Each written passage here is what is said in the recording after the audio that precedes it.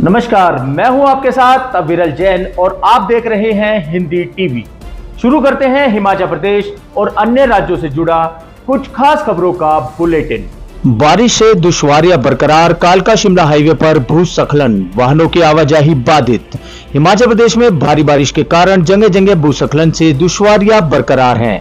राज्य के ग्रामीण क्षेत्रों में सैकड़ों सड़कें ठप पड़ी हैं। रविवार सुबह 10 बजे तक राज्य में 2 नेशनल हाईवे सहित 364 सड़कें वाहनों की आवाजाही के लिए बंद थी। कालका शिमला नेशनल हाईवे 5 पर परमाणु के TTR के समीप रविवार दोपहर करीब 3:30 बजे सड़क पर पहाड़ी से बड़ी मात्रा में मलबा और पत्थर आ गिरे। इस कारण हाईवे पर रविवार दोपहर बाद वाहनों की आवाजाही पर ब्रेक लग गई। दोनों ओर वाहनों की लंबी कतारें लग गई। हाईवे बंद होने की सूचना मिलने पर पुलिस और 4 लेन निर्माता कंपनी की टीम मौके पर पहुंची। सड़क से मलबा हटाने का कार्य किया जा रहा है। हिमाचल के इस जिले में 5 अगस्त तक बंद रहेंगे सभी स्कूल। खराब मौसम के चलते लिया फैसला।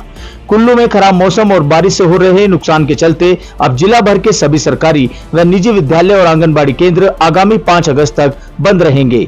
कुल्लू के जिला उपायुक्त आशुतोष गर्ग ने इस बारे में विस्तार से जानकारी दी। उन्होंने बताया कि जिले के सभी सरकारी व निजी विद्यालयों और आंगनबाड़ी केंद्रों को आगामी 5 अगस्त तक बंद रखने की आदेश जारी कर दिए हैं। यह निर्णय जिले में लगातार मौसम के खराब रहने व बारिश से हो रहे नुकसान के दृष्टिगत लिया गया है।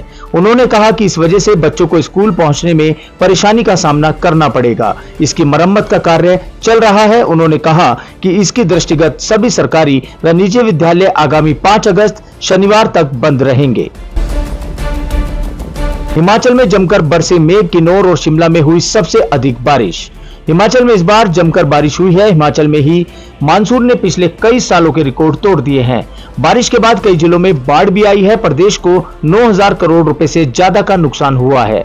आंकड़ों की बात करें तो किन्नौर, शिमला में और सिरमौर में सबसे अधिक वर्षा दर्ज की गई है। किन्नौर में सामान्य से 206 मिलीमीटर अधिक वर्षा और सिरमौर में 18 वर्षों के उपलब्ध रिकॉर्ड में इस बार जुलाई मई में सबसे अधिक 1092 मिलीमीटर वर्षा दर्ज की गई है। हिमाचल में OPS पर अलग अलग खातों में जमा होगा कर्मियों का अंशदान, असमंजस हुआ खत्म। हिमाचल प्रदेश में पुरानी पेंशन योजना OPS के तहत लाए गए कर्मचारियों का असमंजस अब खत्म हो गया है। इन कर्मचारियों का सरकारी अंशदान अलग अलग खातों में जमा होगा। प्रधान सचिव वित्त मनीष गर्ग ने इस संबंध में सभी प्रशासनिक सचिवों व विभाग अध्यक्षों को एक पत्र भेजा है। राज्य में OPS को लागू कर दिया गया है। इसके लिए कर्मचारियों को सरकारी अंशदान और इसका लाभांश प्रदेश सरकार के पास वापस जमा करने की शर्त रखी गई है, लेकिन इसे यहां जमा किया जाना है, इस बारे में स्थिति साफ नहीं थी। अब इसे स्पष्ट कर दिया गया है। इसके लिए कोषागारों में अलग अलग हेड तय किए जा चुके हैं। इनमें सरकारी अंशदान के तहत भी अलग अलग तरह के बजट के लिए भिन्न भिन्न हेड तय कर दिए गए हैं। ऐसा ही लाभांश का बजट जमा करने के लिए भी किया गया है। बैंक खाते से आधार नहीं जोड़ने पर हिमाचल में 13,000 विद्यार्थियों की छात्रवृत्ति पर रोक लगाई। बैंक खाते से आधार नंबर नहीं जोड़ने पर हिमाचल प्रदेश के 13,091 विद्यार्थियों की छात्रवृत्ति जारी करने पर रोक लगा दी है। सामाजिक न्याय एवं अधिकारिता मंत्रालय और उच्च शिक्षा निदेशालय ने इन विद्यार्थियों को फिलहाल वर्ष 2022-23 की छात्रवृत्ति राशि देने से इनकार कर दिया है। अनुसूचित जाति के प्री और पोस्ट मैट्रिक छात्रवृत्ति योजना का लाभ पाने से वंचित रह चुके हैं कई विद्यार्थी।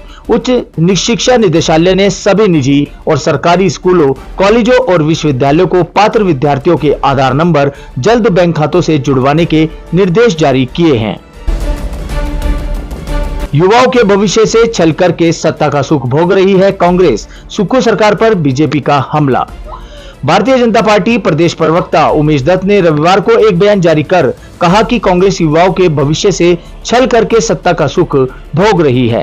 कांग्रेस पार्टी ने युवाओं के साथ धोखा करके प्रदेश की सत्ता हथियाई है। उन्होंने कहा कि चुनावी भाषणों में छाती पीट पीट कर कह रहा था कि पहली कैबिनेट बैठक में 1 लाख युवाओं को नौकरियां दी जाएंगी, लेकिन नौकरियां देना तो दूर, प्रदेश में स्थापित कर्मचारी चयन आयोग पर भी ताला लगा दिया है। सूरज हत्याकांड के आरोपी पुलिस अधिकारियों को अहम पद देने पर विवाद, सेवानिवृत्त DIG से भेजी चिट्ठी। गुड़िया मामले में सूरज हत्याकांड से जुड़े केस में आरोपी पुलिस अधिकारियों को महकमे में अहम पद पर तैनाती देने पर विवाद हो गया है। सेवानिवृत्त डीआईजी विनोद धवन ने इसे लेकर डीजीपी संजय कुंडू को लंबी चिट्ठी भेजी है।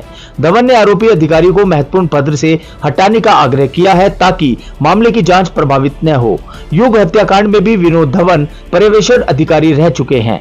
विनोद धवन ने डीजीपी से आग्रह किया है कि आरोपी पुलिस अधिकारी मामले की जांच को प्रभावित कर सकते हैं, इसलिए उन्हें महत्वपूर्ण पद पर तैनाती नहीं देनी चाहिए। अगस्त के दूसरे हफ्ते में शुरू हो पाएंगी पीजी कक्षाएं, प्रवेश परीक्षा पूरी करने के निर्देश। हिमाचल प्रदेश विश्वविद्यालय एचपीयू का नया शैक्षणिक सत्र इस बार करीब 1.5 हफ्ते देरी से शुरू होगा। एचपीयू ने नए सत्र की प्रवेश परीक्षा को पूरा करने के लिए 5 अगस्त तक की समय सीमा तय कर दी है। इसके बाद नए सत्र के प्रथम सेमेस्टर की कक्षाओं का शेड्यूल जारी होगा। ऐसे में अगस्त के दूसरे या तीसरे हफ्ते में कक्षाएं शुरू हो सकती हैं।